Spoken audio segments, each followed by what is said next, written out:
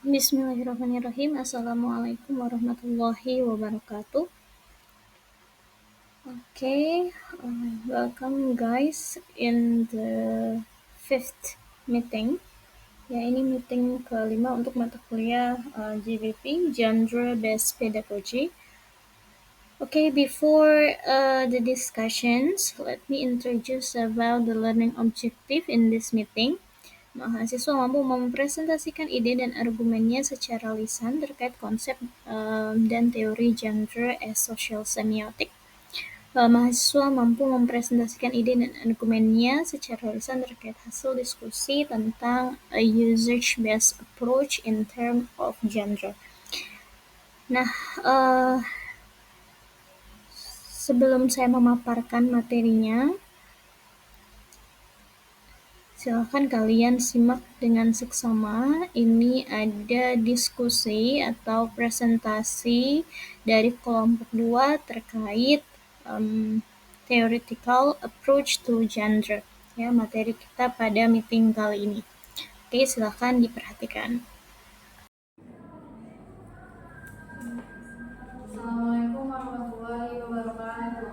Waalaikumsalam warahmatullahi wabarakatuh. Good morning everyone, we are from group 2 and today we will present our topic, theoretical approaches to gender. First, let's begin with the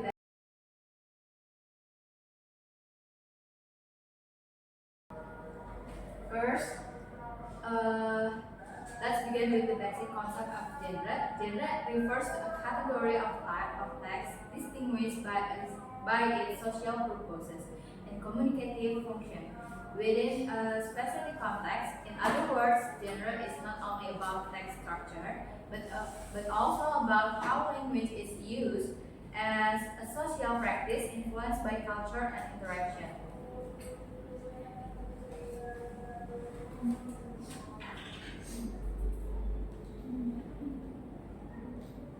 Next, theoretical approach to gender. Number 1, structural approach. This approach focuses on the formal methods, conventions, and patterns that identify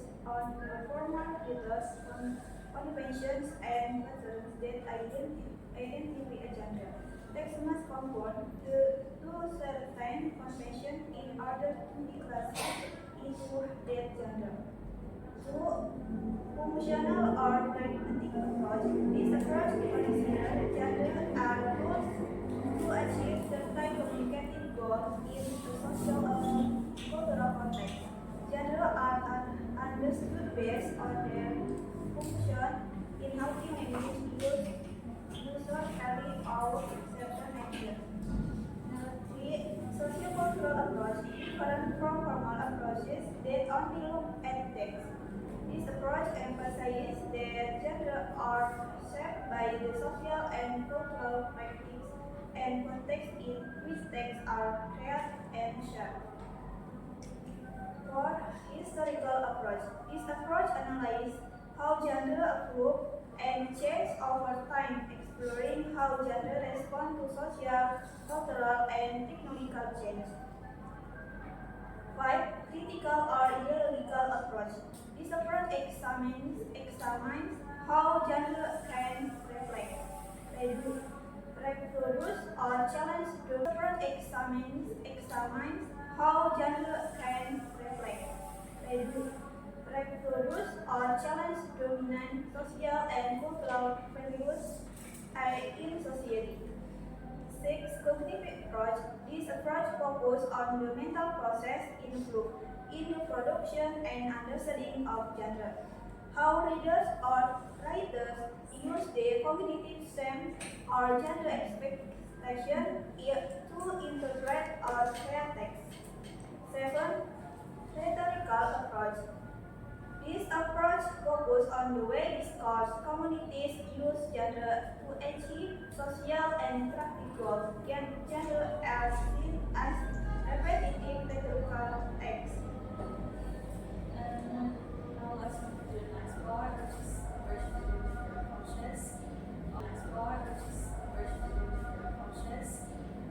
In this part, we compare the three main gender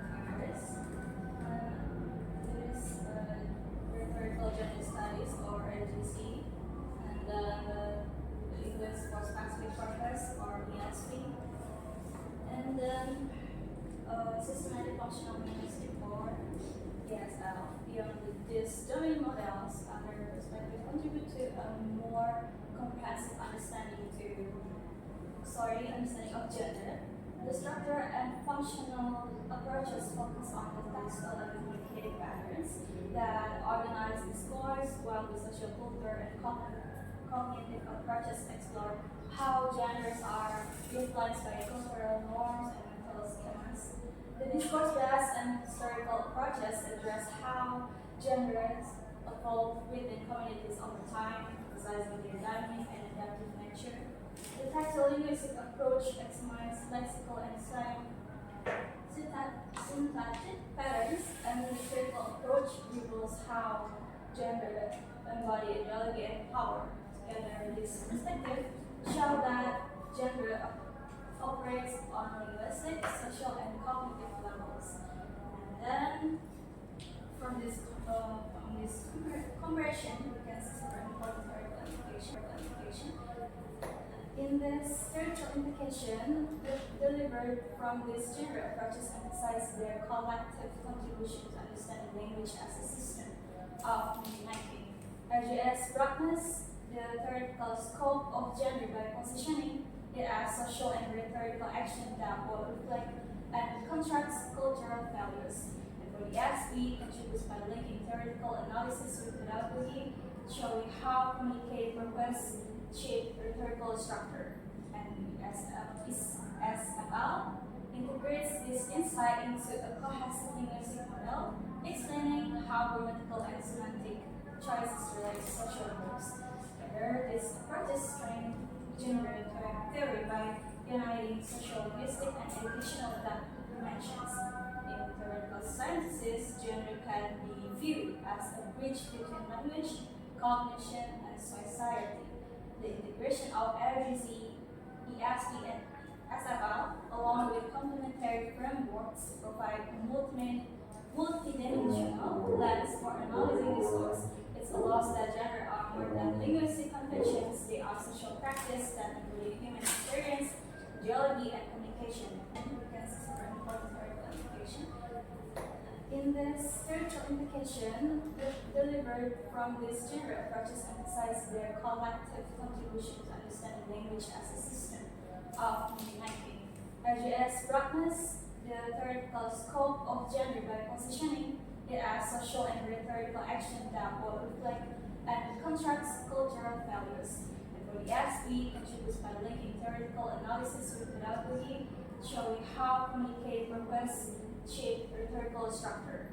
And SFL integrates this insight into a cohesive linguistic model, explaining how grammatical and semantic choices relate to social groups. Together, this approaches strengthen gender theory by uniting social, linguistic, and educational dimensions. In theoretical sciences, gender can be viewed as a bridge between language, cognition, and society. The integration of RGZ, ESP, and SFL, along with complementary frameworks, provide a multidimensional lens for analyzing discourse. It allows that gender are more than linguistic conventions, they are social practice that include human experience, geology, and communication. And theoretically, these sciences enhance the explanatory power of gender theory, offering a foundation for research and pedagogy in the discourse studies and gender-based pedagogy.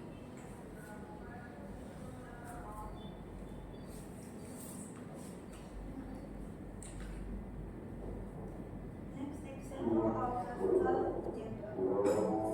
Classical gender studies research article viewed it as a social action, not just reporting data, but questioning the author within a scholarly community and influencing readers. Political speech. Gender that mobilize public opinion and reflects ideological values. English for specific purpose. Business email. Gender as a communicative event, structure, meeting, purpose statement, action, request, and closing. Lab report. Each section, introduction, methods, result, discussion. Sets a clear communicative purpose. System semantic, functional, linguistic. Narrative aside, genre as a stage social process stage include orientation, complication, resolution, and coda, with language choice reflecting each stage purpose. Introduction manual. Imperative verbs and process sequences realize social and functional goals of the text. Other theoretical approaches. News article structural. Genre as a predictable textual pattern. Folk tale, sociocultural, or cognitive. Genre reflecting cultural norms and cognitive sense. Advertising text. Critical. Genre revealing power, ideology, and social influence. So, in conclusion, the NLS and ESP and SFL each approach offers different perspective and contribution to understanding how language function in social context. NRS emphasizes genre as a form of social action shaped by community practice. ESP focuses on genre as a tool to achieve communicative purposes in academic and professional settings. And SFL views genre as a staged and global oriented process realized through linguistic choices. The comparison of these approaches demonstrates that genre is not only about a linguistic structure but also a social and communicative practice. So, this theoretical approach to genre is not only a linguistic pattern, but also a social, cognitive, and cultural practice. By understanding genre from multiple perspectives, we gain a deeper insight into how texts are formed and interpreted and function in real communication.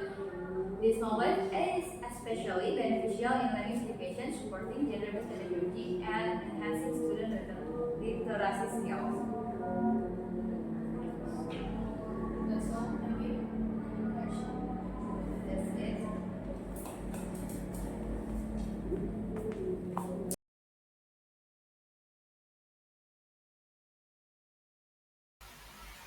Oke, dari hasil pemaparan second group ya terkait apa itu genre, ya, theoretical of genre implications dan lain sebagainya. Di sini saya akan menjelaskan sedikit atau mengulas ulang terkait pembahasan teman-teman kelompok 2 ya about genre. Tadi sudah disampaikan bahwa genre is a form, genre is a types, betul ya, bahwa genre is cognitive basis of genre.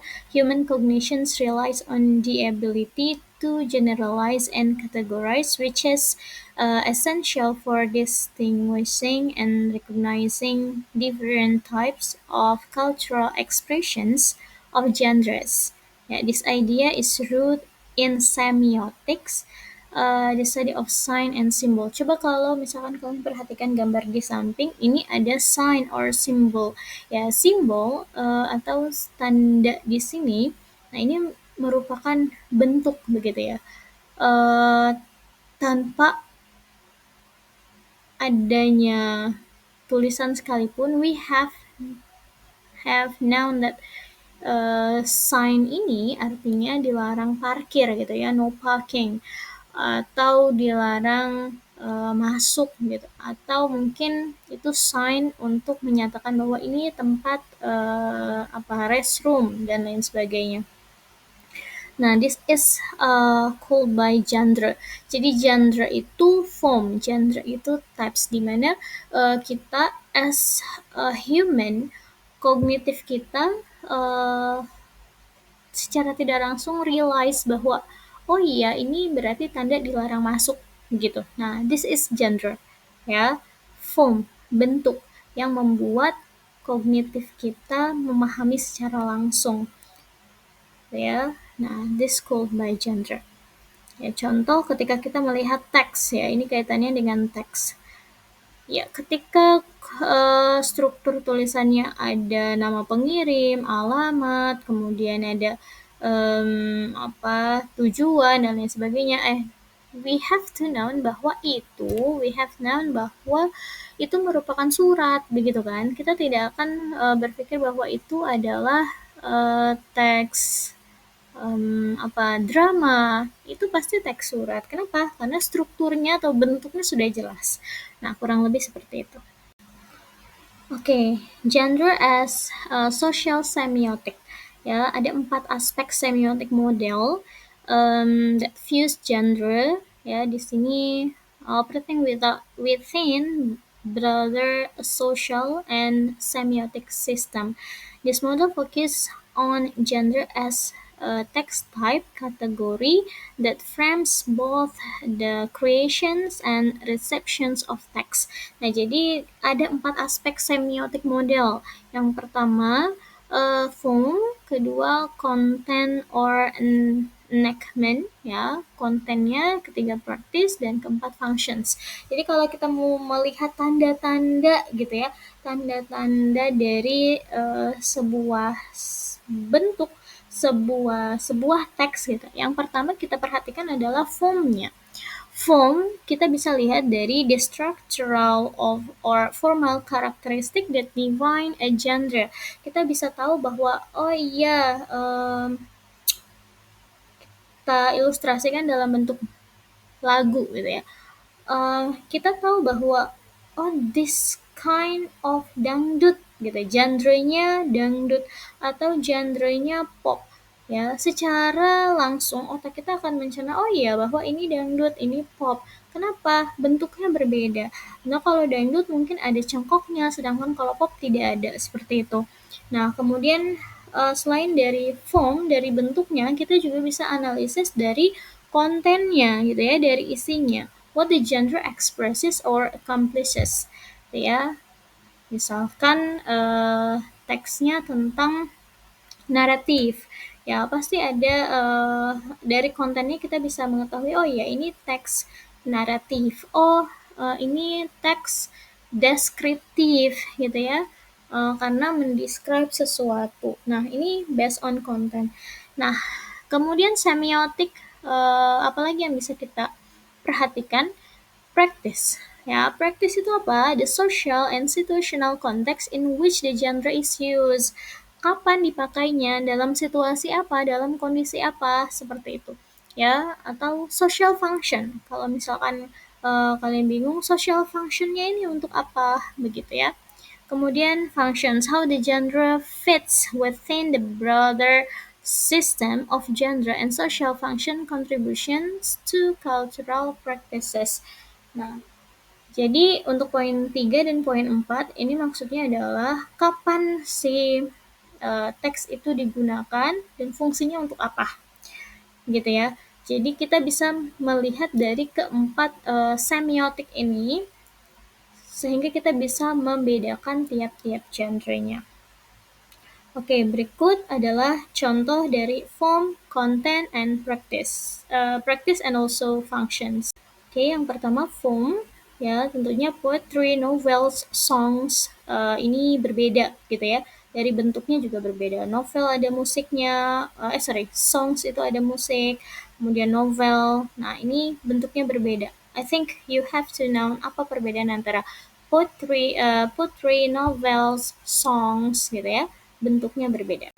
Nah, ini contoh daripada konten. Konten antara mitos, cerita mitos dengan fairy tales ini juga berbeda ya. Kalau fairy tale itu identik dengan magic elements gitu. Kemudian kalau mitos ya sesuatu yang dikenal atau sebuah fenomena yang sebetulnya tidak ada, seperti itu ya.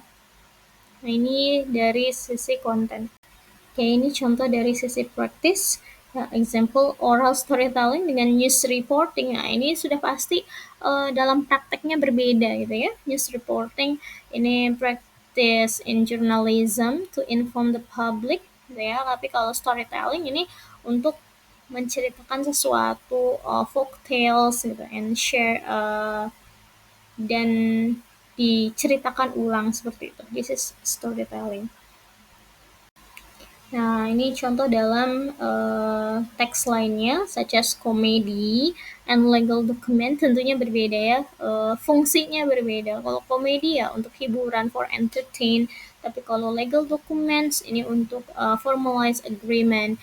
Ya, keduanya memiliki fungsi yang berbeda.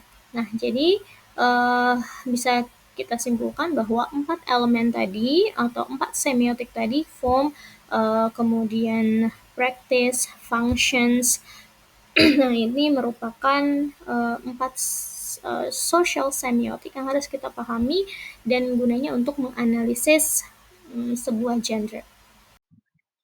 Oke, setelah mendengarkan pemaparan dari teman-teman kelompok 2 dan juga penjelasan dari saya sebelumnya. Oke, now I want to know about your opinion, ya, argumen kalian tentang seberapa penting sih penggunaan dari pendekatan genre ini, gitu ya. Jadi silakan kalian sampaikan your opinion on your video after you summarize the discussions in this meeting. Okay, guys, I think that's all from me. See you next meeting. Say hamdalah together. Alhamdulillahirobbil alamin. Assalamualaikum warahmatullahi wabarakatuh.